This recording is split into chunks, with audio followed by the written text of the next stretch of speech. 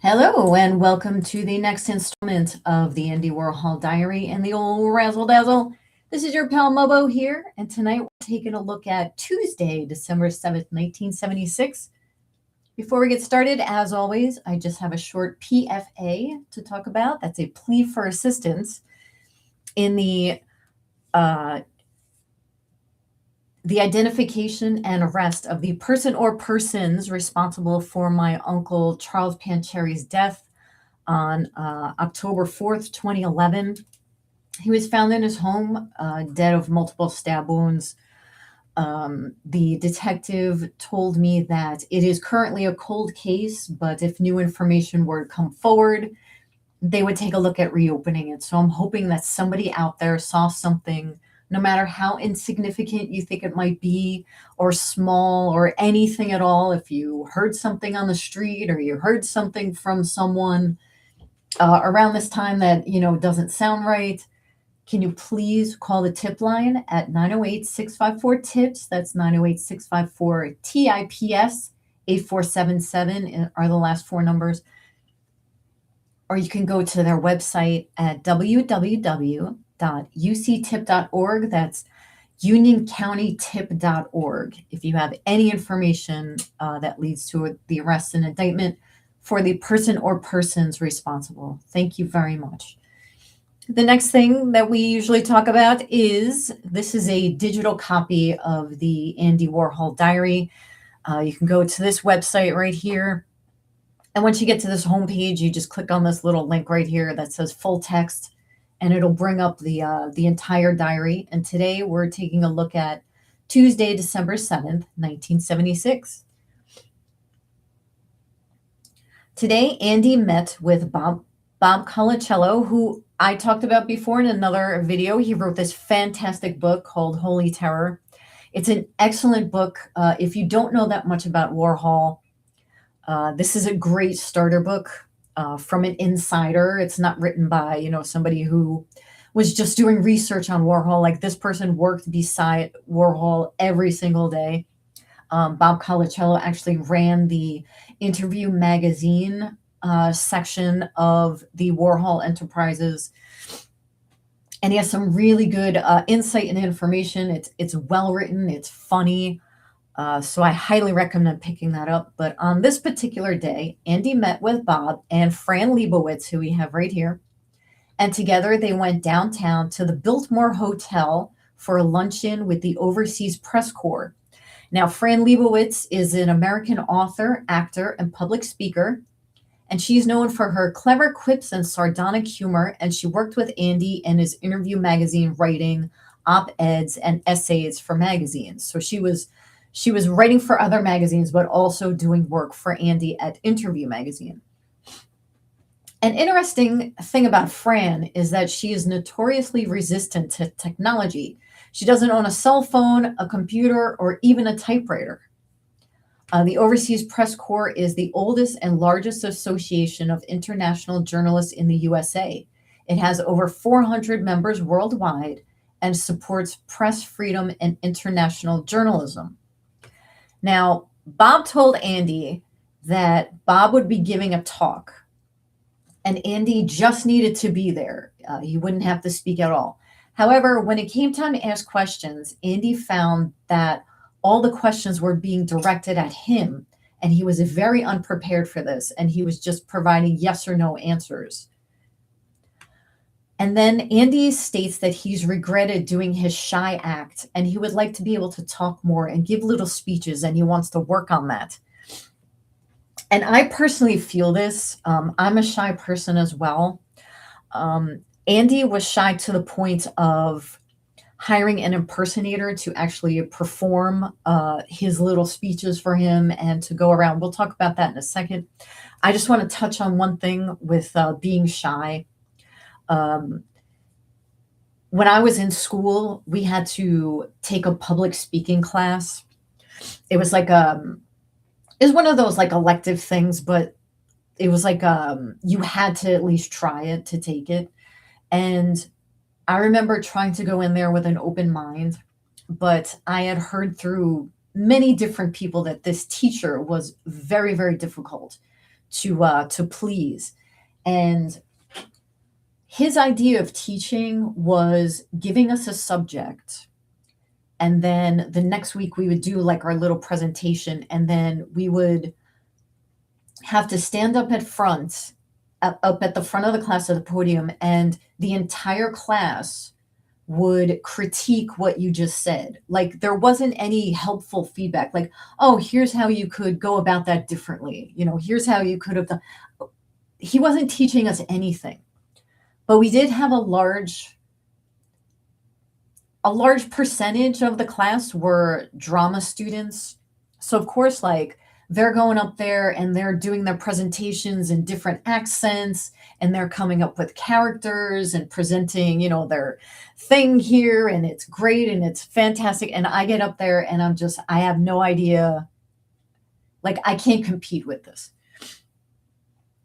So when it was announced, now I suffered through like a couple of months of this. We had to take it for like a quarter.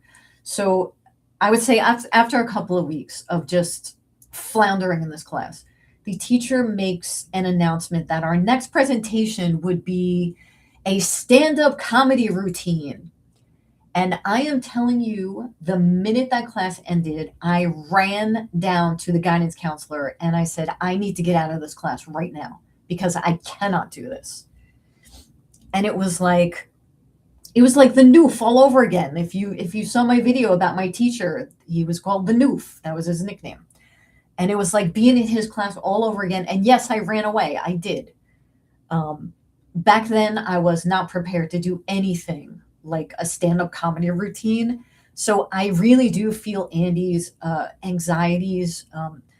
Andy did go on a book tour. He actually traveled around and he signed books. But I think that's a little bit different because at a book signing, you're only dealing with one person at a time in front of you. Whereas like at a speech or at some kind of talk, you're standing up there at the podium and you just have everybody just focused on you, and you're thinking about, how are you going to keep these people engaged and how you're not going to lose them or go wandering off onto another tangent. So I really do feel Andy's pain on this. Now, the two things that I learned, well, one thing that I learned from the class is if you are in a group setting and you all have to give a talk about something, definitely try to go first, like be the first person up there, because by the time they get through everyone else, nobody's going to remember what you had to say. And also, you don't have anything to compare it to. So like if somebody really good goes before you, you're going to feel inadequate when you go up there. So if you're up there first, there's nothing to compare it to, right? So try to go first. I will say that one of the things that kind of brought me out of my shell a little bit, and I'm better about my anxiety right now than I ever was. If you can sing at all, I would advise that you go to karaoke and just get up there and just be used to being in front of people. Pick a song that you know, pick something in your key, pick something that you don't really like, pick something that you usually sing around the house and just get up there and just do it. Also, I used to do clown work. I didn't particularly enjoy it, especially not what's called walk-around clowning, which is you don't have any props. You're not making balloons. You're not face painting. You don't have anything in your hands or like I said, any props or anything to talk about. You have to go and you have to start a conversation with total strangers and try to be entertaining. And that was very difficult, but it did get me used to talking to people. And now I can kind of be a little bit more sociable in places where I don't know anyone, like at a party or something. Like I can find something to talk about. And also, before you go to the party, try to brush up on like current events, like nothing political or religious or anything like that, but just like something that's going on in the news. Maybe you can strike a chord with somebody, but these are just things that helped me. So we're going to talk about the impersonator that Andy hired, and I know he looks not very much like Andy, but I actually thought about this, and this is something that I think about a lot. Is that Charlie Chaplin lost a Charlie Chaplin look-alike contest. And that made me think, do we really know what people actually look like? Like, especially back in the 1970s. I mean, how many times did you really see Andy Warhol? And if this guy walks in with an Andy Warhol wig and he acts like Andy Warhol and he sounds like Andy Warhol and he's got his mannerisms, what reason would you think that that's not Andy? And if you're going to an event where you're paying to see Andy Warhol, you're going to assume that's Andy, right? So in the 1960s, Andy hired an actor named Alan Midgette to appear in his place in Rochester, New York, at the Institute of Technology for a lecture called Pop Art in Action. Midgette appeared in 2 Warhol films, and Paul Morrissey, who was a filmmaker and photographer for Andy Warhol Enterprises, thought that he would be a pretty convincing Andy. Andy then hired Alan to appear on a small lecture circuit to unsuspecting audiences. Alan said that acting as Andy was easy because the actual Andy didn't talk very much. When people started asking questions, Alan got the feeling that some of them knew that something wasn't right. Now, after doing some lectures on the West Coast, the audience wasn't entirely convinced that this was the real Warhol, which I find really surprising because you would think that the East Coast would think more that that wasn't really Andy. I mean, Andy was a true New Yorker. He was out and about. He was in the stores. He'd always be in Bloomingdale's or going in restaurants. I mean, you would see him around. And then you go to a talk and then you see this guy.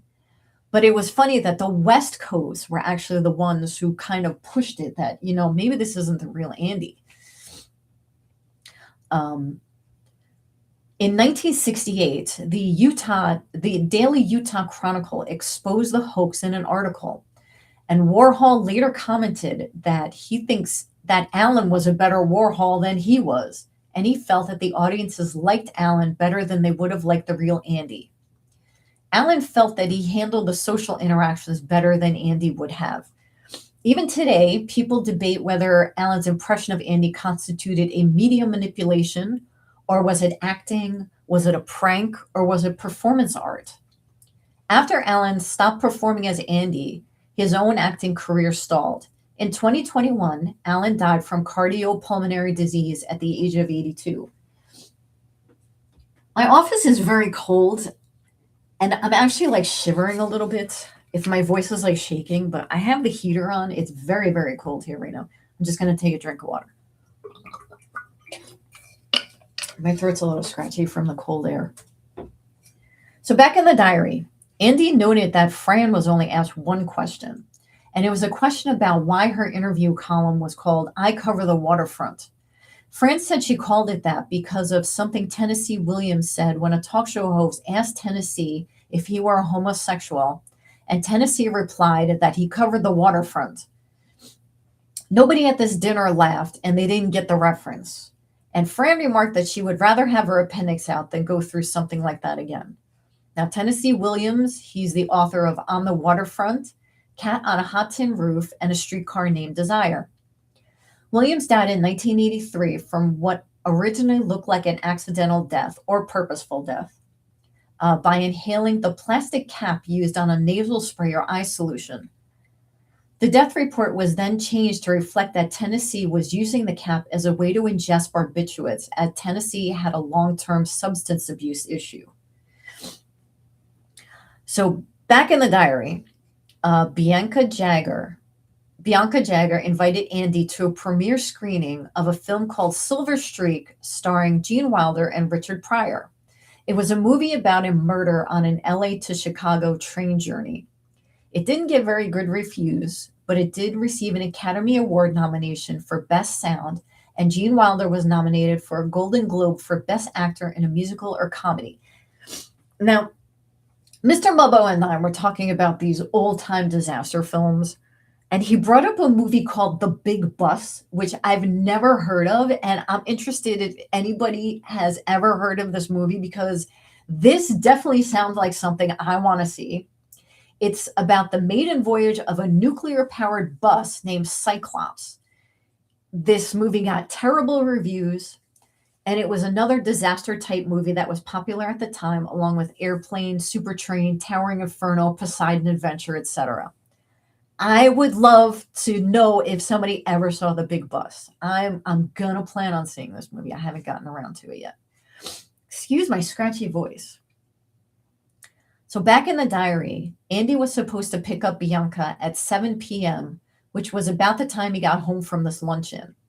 He mentioned that Mick and Bianca had just rented a house on 72nd Street, but it wasn't ready to be moved in yet. So I looked for this apartment building. The only thing I could find around 1976 was, what the heck is the name of this building? The San Remo apartment buildings on Central Park West. Now, Andy says that their house was located on 72nd Street, but I think this is 73rd and 74th. So I don't know, maybe Andy just has the numbers wrong, but I couldn't find anything on 72nd Street related directly to Bianca and Mick. So Andy and Bianca went over to the Lowe's Tower Theater located on East 72nd Street for the movie viewing. It was only a one-screen movie house, and it was the old type of theater where you had to wait outside before the film ran. Andy said the film was kind of funny, but remarked how beautiful Bianca looked. He then says afterwards they couldn't find the limo, and a guy came up to Bianca and was pressing himself up against her, saying things like, "You think you're the only one with beautiful clothes in the world?"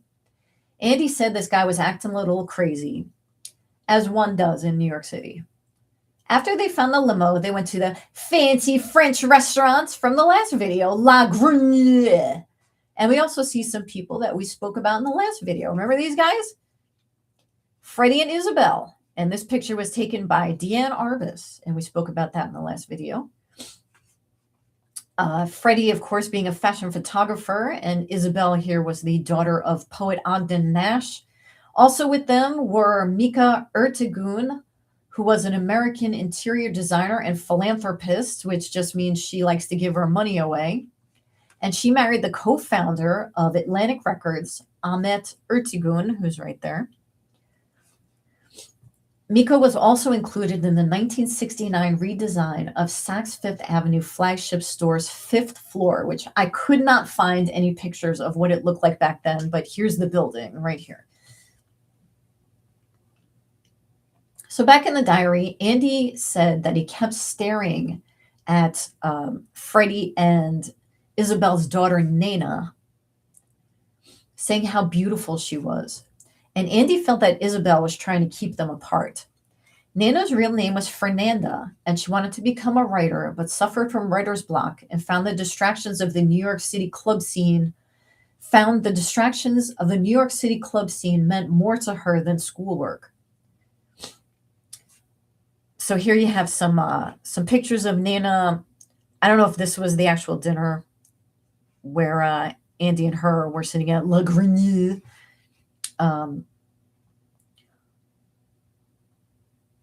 Give me 1 second. While visiting her mother in a mental health ward, Isabel was kicking a drug habit.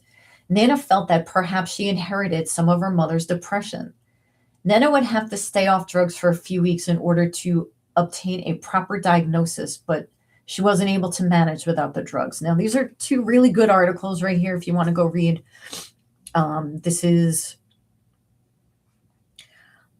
a 2018 article from Vogue, and I think it's this one.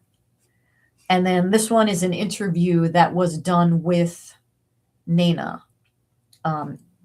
in Interview Magazine, which I believe is a free subscription, and you can go back and peruse prior issues, and also sign up for the newsletter and get new issues of Interview. So back in the diary, Andy says he's not sure why he was invited to this dinner, because if he didn't bring Bianca, he would just be sitting with these people by himself. He commented that Mica was very sweet, or Mica, and she talked about how Joe Allen was so attractive and she couldn't understand why Barbara would leave him. I think we missed something here.